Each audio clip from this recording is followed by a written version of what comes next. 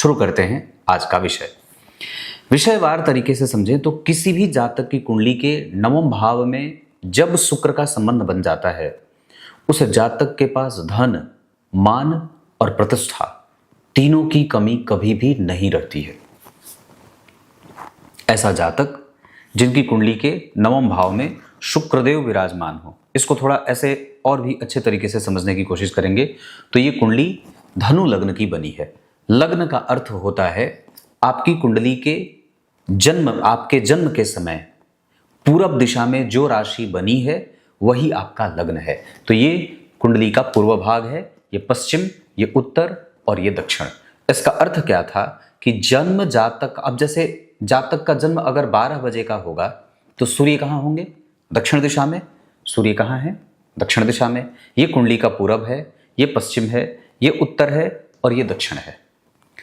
तो अगर आप किसी भी जातक की कुंडली में समय देख लेंगे या सूर्य को देख लेंगे तो उससे समय का भी पता चल जाएगा कि व्यक्ति का जन्म कितने समय पे हुआ है। इस जातक का जन्म दिन में 12:02 पे हुआ है। सूर्य दक्षिण दिशा में विराजमान होते हैं और वो हैं। और लग्न अर्थात उस समय पूरब दिशा में कौन सी राशि बन रही थी? तो पूरब दिशा में उस समय धनु राशि बन रही थी। इस आधार पर जन्म कुंडली धनु लग्न और राशि क्या है? तो चंद्रमा कहाँ बैठे हैं? तो चंद्रमा मीन राशि में बैठे हैं। इसका अर्थ होगा कि जब जातक का जन्म हो रहा था उस समय चंद्रमा मीन राशि में और पूरब दिशा में धनु राशि विराजमान थी। तो धनु लग्न और मीन राशि हो गई जातक की। लग्न के स्वामी, धनु राशि के स्वामी देवगुरु बृहस्पति होते हैं और राशि जो मीन राशि बनी है इसके स्वामी भी देवगुरु बृहस्पति ही होते हैं। जब लग्नेश और राशि दोनों एक ही ग्रह हो जाता है तो कुंडली अपने आप में अत्यंत बलवान और श्रेष्ठ फल देने वाली हो जाती है। विशेषतया तब और भी ज्यादा जब नवम भाव में शुक्रदेव विराजमान हो। ऐसा इसलिए क्योंकि लाभ भाव के स्वामी होते हैं शुक्र और नवम भाव में बैठे हैं। विचार करिए तो लग्नेश लग्न को देख रहे हैं, तो लग्नेश लग्न को देखे, राशि का स्वामी राशि को देखे, राशि का स्वामी राशि से केंद्र में है, राशि का स्वामी गुरु राशि से 4 घर आगे केंद्र में हो गया। लग्नेश केंद्र में बैठे हैं, चंद्रमा से गुरु केंद्र में, जन्म कुंडली के धर्म भाव के कारक गुरु केंद्र में और जन्म कुंडली के लाभेश भाग्य भाव में बैठे हैं, जहां नवम भाव के स्वामी सूर्य दशम स्थान में बैठ करके वो भी अपने क्षेत्र को दिग्बल क्षेत्र से युक्त कर रहे हैं। इसका अर्थ होगा कि जन्म कुंडली में सूर्य देव भी दिशा के बल से बलवान है। चंद्रमा उत्तर दिशा में बलवान होते हैं, चंद्रमा भी उत्तर दिशा में बलवान होकर बैठे हैं। तो कुंडली के 3 घर ग्रहों से भरे पड़े हैं, एक सूर्य, दूसरे चंद्रमा, तीसरे गुरु और चौथे नंबर पे शनिदेव। शुक्र भाग्य भाव में जब कभी भी विराजमान होंगे उस व्यक्ति को किसी से भी धन मांगने नहीं जाना पड़ता है। वो व्यक्ति राजनयिक क्षेत्रों में भी सफल होता है, पद पर विभूषित होता है, घर पर नौकर चाकर, गाड़ी घोड़े और महान राजनीतिज्ञों के प्रभावों से युक्त होने के कारण कुंडली का पक्ष धन प्रतिष्ठा के मामले में बहुत उत्तम होता है।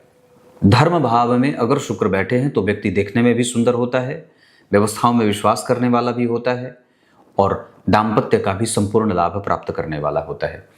धन, माता पिता, भाई बहन, सगे संबंधी, इष्ट मित्र और बेहतर कम्युनिकेशन के साथ जीवन को कभी भी नीचे लेकर आने वाला नहीं होता, अपितु वो सदैव आगे ही बढ़ने का काम करता रहता है। ये सारी बातें जन्म कुंडली में दिखाई दे रही हैं। अब इसके अतिरिक्त और भी बात करते हैं, कौन से भाव का स्वामी भाग्य भाव में बैठा है? तो लाभ भाव के स्वामी भाग्य में बैठे हैं, भाग्य का लाभ से संबंध है। विचार करिए तो जन्म कुंडली में लाभ भाव पे गुरु की दृष्टि है, जहां पहले ही जन्म कुंडली के पंचम भाव के स्वामी और जन्म कुंडली के सप्तम भाव के स्वामी एक साथ बैठे हैं। यानी कि सप्तम भाव के स्वामी बुध होते हैं, मिथुन राशि, और पंचम भाव में मेष राशि बनी है। इन दोनों भावों के स्वामी एक साथ लाभ में बैठे हैं, जहां जन्म कुंडली में मंगल और बुध का एक साथ पंचम भाव में बैठना व्यक्ति को क्रिएटिव क्षेत्रों से भी धन कमाने वाला बना देता है। पंचम भाव पे जब कभी भी मंगल और बुध दोनों ग्रहों का संबंध हो या पंचमेश या सप्तमेश दोनों के ऊपर अगर गुरु का संबंध हो तो व्यक्ति अपने धन और अपने बल के आधार पर या धन और बल के बल पर धन कमाने वाला होता है। अब खेल के क्षेत्र में बल और बुद्धि, ज्ञान, शिक्षा, कम्युनिकेशन, जज वकील बन जाए, इसके बाद बैंकिंग में काम करने वाला हो जाए, सरकारी क्षेत्रों से धन कमाने वाला होता है, राजनीतिज्ञों से लाभ राजनीतिक करने वाला भी होता है। तो इस तरीके से कुंडली का एक ऐसा औरा बन रहा है। नवमांश चक्र कर्क का बना है, दशमांशा मीन का बना है। तो अब एक बात यहीं पे मैं रोक करके आपको कहूंगा कि जन्म कुंडली में अगर भाग्य भाव का संबंध लाभ भाव से होता हो तो व्यक्ति बहुत सारे भाई बहनों का भी होता है, कुटुंब उसका बड़ा होता है, उसके परिवार और उसके इष्ट मित्र बड़े अच्छे पदों पर विभूषित होते हुए भी देखे जाते हैं। पिता का आदर करने वाला जीवन में जैसे ही आए, पिता के जीवन में भी धर्म और भाग्य की उन्नति बढ़ती जाती है, होती जाती है। ऐसी चीजें कुंडली में दिखाई दे रही हैं।